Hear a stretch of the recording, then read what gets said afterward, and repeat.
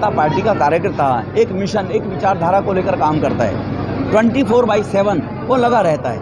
इससे पूर्व में भाई जगमोहन जी थे, वो निगम पार्षद बन गए। अब वो जिलाध्यक्ष थे, उनके नेतृत्व में जिला में बहुत अच्छा काम हुआ है, बहुत अच्छा भारतीय जनता पार्टी की विचारधारा से लोगों को जोड़ा गया है। मोदी जी के नेतृत्व में देश ने जो ख्याति प्राप्त की है 9 साल में, जो हर गरीब की आवश्यकता की पूर्ति के लिए काम होते हुए, कभी किसी गरीब ने सोचा ही नहीं था कि उसको सिलेंडर मिलेगा, शौचालय मिलेगा, जन औषधि केंद्र द्वारा सस्ती दवाई मिलेगी, उसको स्वनिधि के कारण सस्ता लोन मिलेगा 10,000 बगैर ब्याज के।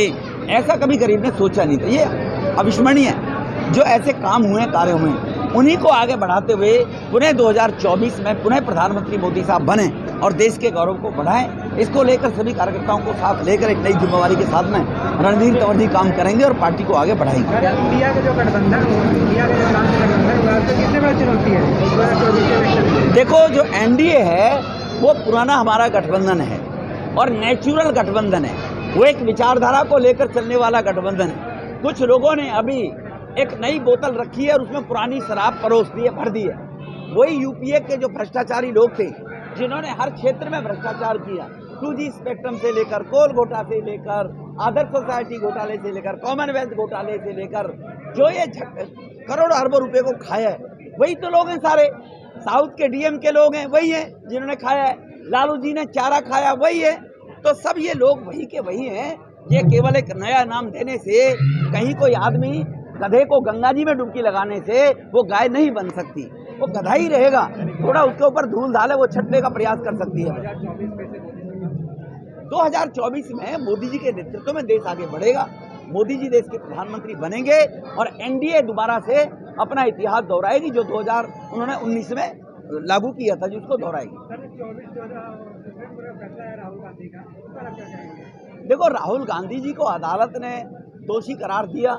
उनके अहंकार के कारण उन्होंने एक समाज को विशेष रूप से उस समाज का अपमानित करने की कोशिश की कि एक मोदी समाज के ही लोग चोर क्यों हैं, सबके सब खुले रूप में कहा। अदालत ने उनको कहा आप माफी मांग लीजिए।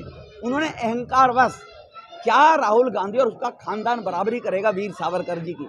जिस वीर सावरकर जी ने अपने पूरे परिवार को न्यौछावर कर दिया देश की आज़ादी के लिए, 10 साल तक अंडमान की जेल में वो रहे, उनके लिए आरोप लगाया कि वो माफी में सावरकर जी ने कभी माफी नहीं मांगी। सावरकर जी ने अंग्रेजों कभी माफी मांगी नहीं, लेकिन आपके पूर्वज जरूर अंग्रेजों की चप्पल चाटते रहे।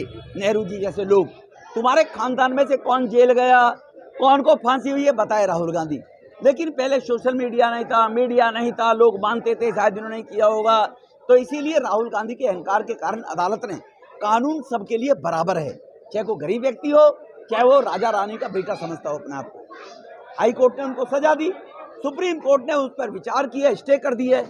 अभी केवल स्टे किया है, लेकिन कांग्रेस ये फिर नाचने लगे कि जैसे कहीं कोई शब्द नहीं बोलना चाहिए। अभी वो भी बेचारे इंसान, उनके बारे में चर्चा नहीं करनी चाहिए।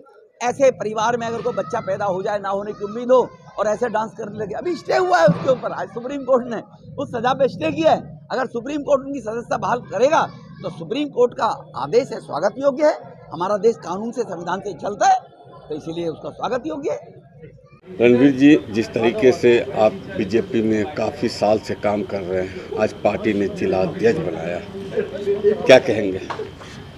पार्टी ने जो जिम्मेदारी, विश्वास जो जमा के मेरे ऊपर विश्वास करके जो जिम्मेदारी दी है, मैं पार्टी को पूरी जिम्मेदारी के साथ आश्वस्त करता हूँ कि उस काम में कोई भी कमी और संगठन को पूरी तरह मजबूत करते हुए अपने ज़िले के अंदर काम करेंगे और सभी कार्यकर्ताओं को साथ लेकर के आने वाले लोकसभा के 2024 के चुनाव को अपने ज़िले से भारतीय जनता पार्टी के कैंडिडेट को ज़्यादा से ज़्यादा मार्जिन से जिता करके भेजेंगे।